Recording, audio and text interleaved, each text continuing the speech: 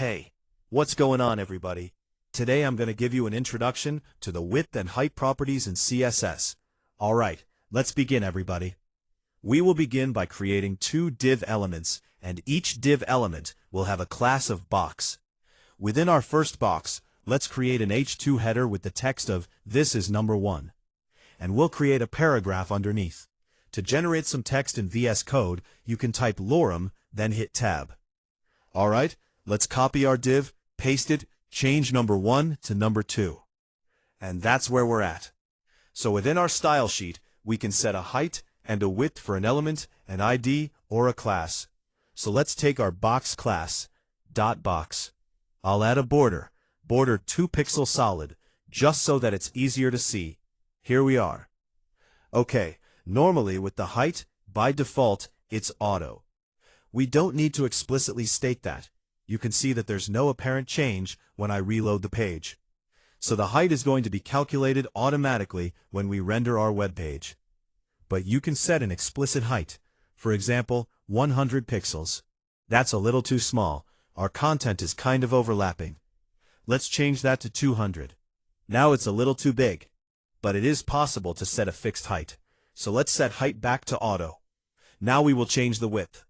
So with the width we can set a number of pixels, for example 100. We would have two very long skinny columns, and they're right on top of each other. That's because divs are block level elements. We'll reserve this entire space for each of these div elements because they're block level. So let's change the width to 200 and see what happens. Now they're more of a box shape. If I set width to be auto, the width will be calculated automatically. And like I said, that's the default. These block level elements want to take up as much width as possible, kind of like your mom. If I changed width to be 50%, the width of this element will take up 50% the width of our viewport.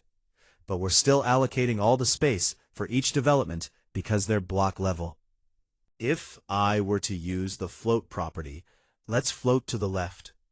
The reason that these elements aren't floating, there's still not enough space to place box 2 next to box 1 because we have our border. Our border takes up 2 pixels. If I were to remove the border, they should display back to back, which they do. You do have to take in the width of the border when calculating the width. The same thing applies with padding. Let's apply a little bit of padding. Padding 25 pixels. Now we have 25 pixels worth of padding between our content and the border. I mean, it looks nice, right? When calculating the height or the width, we can disregard any padding or any borders, but we have to add this property.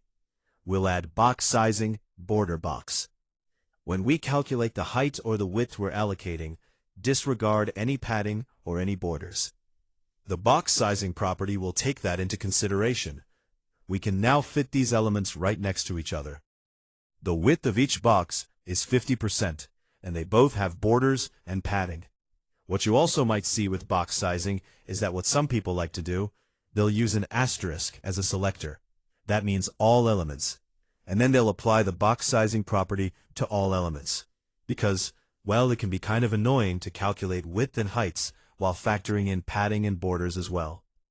Alright, now if we were to float right, box 1 is on the right, box 2 is on the left.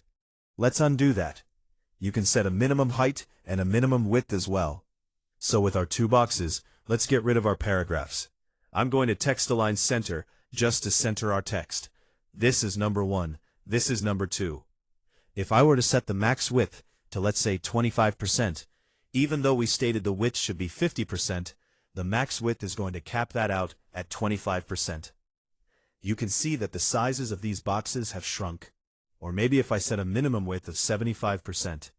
We're saying that each of these boxes should be at least 75%, even though before we declared them to be 50%. You also have max height and min height. There's really going to be no change between the two. Since the height of our web page starts at the top here and ends right here, we're not using all the space down below. So what I propose is that let's place our boxes within a container. We'll create another div with the class of container to contain our boxes. Let's take our 2 boxes and place them within this development. So with my container, the container class, with our container, let's change the background color to something gray, just so it's easier to see. We can't see our container because our boxes are taking up all the space. With our container, if we need to take up the entire height of our web browser, we can set the height to be 100 VH, meaning viewport height. So now, our container is taking up 100% of the height available. If I were to zoom out, the container is still taking up all that space. So with our boxes, let's change the background color because I can't really see them that well anymore. For the background, let's change that to be white. I'm going to zoom out to 100%. With my minimum height property, I will set the minimum height of our boxes to be 50%. Now they take up 50% of the space available, which is 100% our viewport height. If I were to change the minimum height to be 100%, we take up the entire space available. Or I could set the max height to be 50%. Even though we set max height to be 50%, we don't necessarily need all this space because there's not enough content. If I absolutely need these boxes to take up at least 50% of the height of my window, I would use minimum height instead of maximum height. So really, it's up to you. Alright everybody, so that is an introduction to the height and width properties in CSS.